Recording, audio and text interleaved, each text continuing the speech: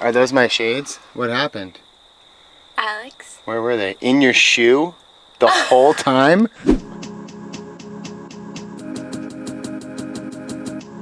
Good morning, ladies and gentlemen. Welcome back to the channel. I'm Alex, aka Alex the Vagabond. I just woke up. I had a coffee, hence the reason that I'm speaking at a million miles a minute. But it's like day 4 for us in New Zealand. We took a little bit of a vacation for a few days. I know that's kind of ironic, seeing as how we're travel vloggers. This is Carrie Rad, my fiance. She's eating pretzels for breakfast because it's van life. And you don't really eat real meals, you just snack all the time. Are you having fun so far? I am. Yeah? This is our first morning after our first evening of van lifing. And I'm feeling pretty good. This will be our home for the next 2 weeks. It's a Toyota Hi-Ace, probably late 90s model. This is our couch area slash sleeping area slash living area. We can eat here. I actually quite love this. So you can swing it around. You can have dinner like this, across from each other.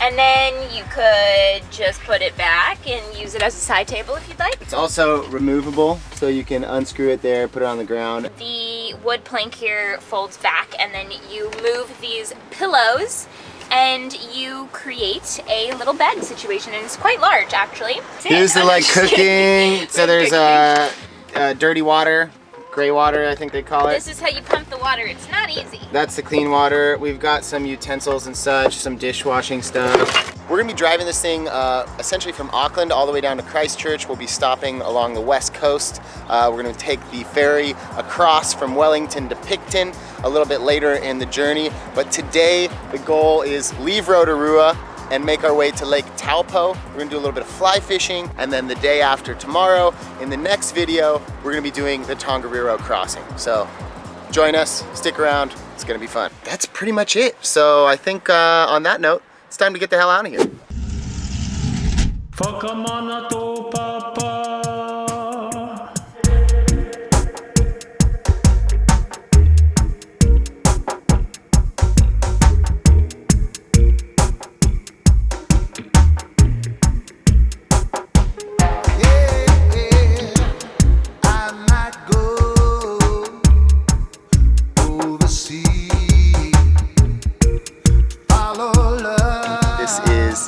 Probably one of the most touristy places on the North Island.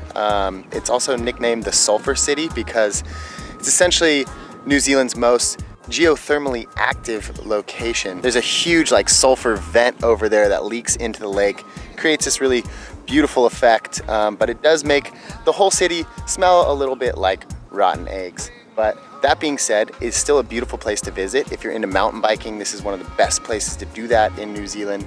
But over the years, it has become a little bit popular with tourists. The Maori revered Rotorua's geothermal waters. They actually called it Wai o Tapu, or sacred waters. And there are many places to bathe if you're into hot springs. But unfortunately, we're not gonna have too much time hanging out here. We're just stopping through. But if you do come to Rotorua, it's definitely worth stopping in, checking out. But we're gonna be hopping in the car and driving down to Taupo.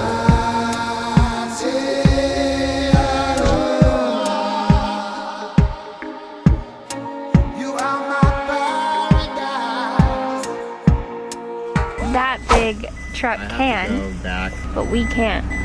I'd have to go back at it around the other way. We're gonna flip. So we made it to Taupo, and whoa. That's not gonna, no, that's not gonna work. Lovely, that's what I needed. We're stuck. Oh, whew. So this is totally not a 4-wheel drive car. No, definitely not. Now they've called in the reinforcements. Look at this.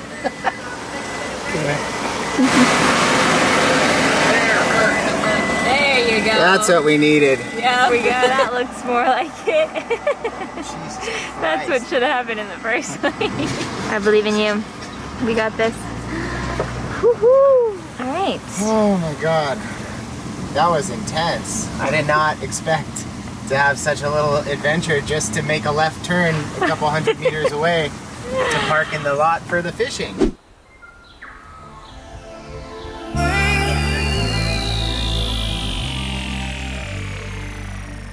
Well, we've made it to Lake Taupo area.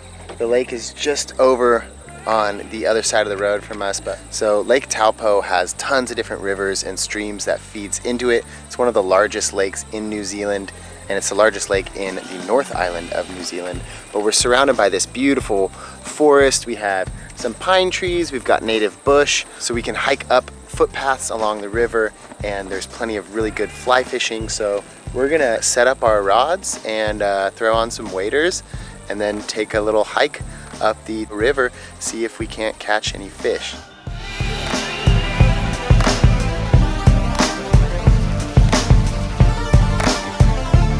We have managed to get all switched over. We're in our waders. It's hot. It's a really nice summer day. We're here in the beginning of March, but we're kind of having a little bit of a heat wave here. Super fun being able to share this with Carrie. She's also an avid fly fisher, but has never fished in New Zealand. It's really nice because it's super still right now. And in New Zealand, it's usually quite windy, so we're really lucky right now.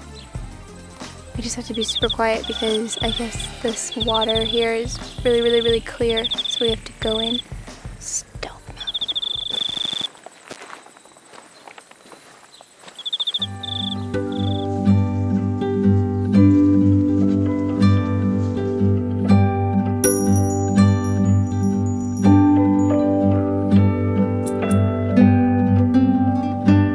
One thing about fly fishing is there are a lot of little tedious tasks to get to the good part of the day, which is actually fishing. But there's a lot of little things you have to do to get there. That's all worth it in the end. Like Carrie said, fly fishing can be kind of a pain in the butt because there's a lot of steps, there's a lot of knots that you need to know, you need to understand all of your equipment, but essentially the reason you have the big long rod and all of the line is because you're using the weight of the fly line, this, to catapult your line out when you're essentially loading the rod and unloading it to cast. Whereas with a traditional spinning rod, you just kind of like flip the switch on the thing, throw some weight on there, chuck it. This kind of requires a little more finesse, and the goal is to take your fly, which is called a fly because it's actually imitating a type of fly or insect, to land on the water and imitate that insect so that the fish thinks that your fly is actually a real fly and eats it. Sounds simple. Trust me, it's not.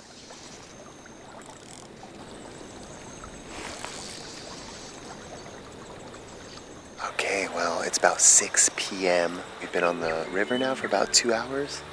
It's just absolutely beautiful. There's all sorts of birds. It's like a little shag flying overhead. But the tuis are just making the coolest sounds. The tui bird is an indigenous bird to New Zealand, but they just have the most unique call. That their sound is just incredible.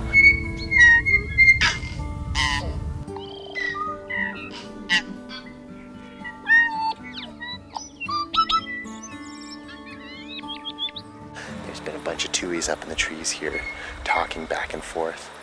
A lot of action, a lot of fish rising for dry flies, but they're kind of selective, and we haven't been to a fly shop yet, so we're using flies that we have from back home in California. Carrie's had about 3 or 4 strikes. She's hooked 1 fish. I've yet to hook any, gotten a couple of strikes. I've been kind of mixing and matching, trying different flies. It's just an absolutely beautiful place, and it feels so good to be back out here on the river. So zen. I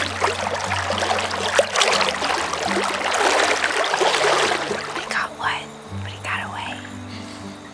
But I set the right way, which is good. But I didn't reel him in the right way. But that's one step further than not being able to set correctly, so I'm happy with that.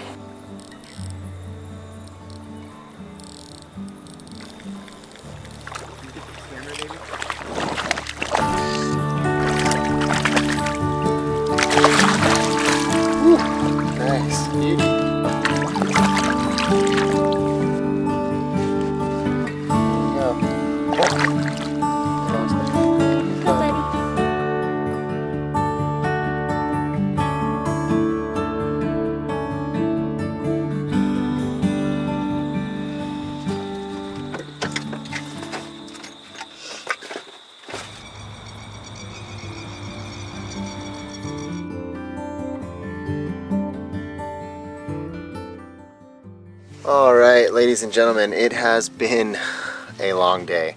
It's been a super long day, but it's been a really fun day, and hopefully you all enjoyed it as much as I did. I had a great time. Beautiful part of New Zealand up here in the central part of the North Island.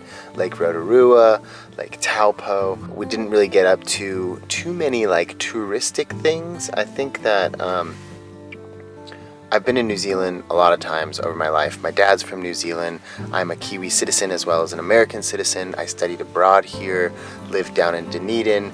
I came back and did essentially every single touristic experience you could do during the Biggest Baddest Bucket List back in 2013.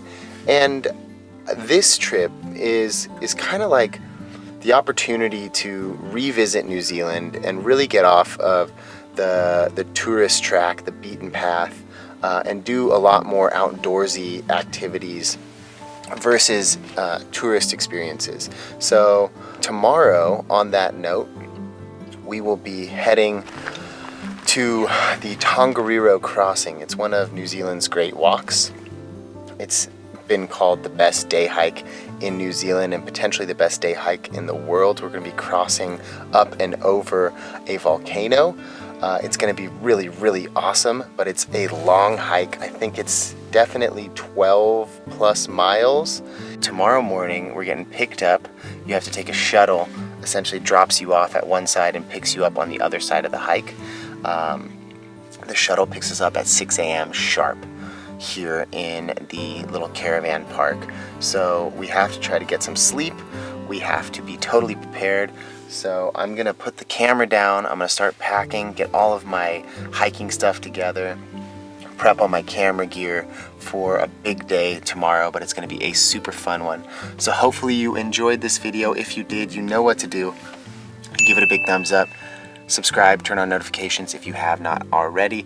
And as always, remember, stay curious, keep exploring, and we will see you on the road. Peace.